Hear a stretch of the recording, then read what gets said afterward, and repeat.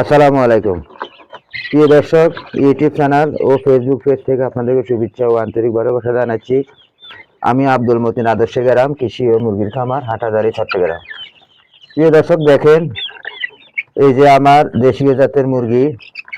আমার মুরগি আল্লাহর রহমতে, আপনাদের দোয়ায় আমার মুরগি ভালো আছে, সুস্থ আছে, এবং কি আমার মুরগি অনেকটাই আছে, এই যে ভিতরেও আছে আমার সব মুরগি। আজকে আমি মুরগির যেখানে মুরগি থাকে সেখানে একটু ঠান্ডা লেগে গেছে, কারণ মুরগি যেখানে লিটার দিলাম সেখানে লিটারগুলো একটু মুরগি পায়খানা করে, মুরগি পায়খানা করার পরে মুরগির লিটারগুলো একটু ভিজে গেছে। তাই আমি এখানে মুরগিগুলাকে এগুলো ফলিয়ে দিলাম। এবং এখন শীতকালীন মুরগির অনেক সমস্যা দেখা দিবে।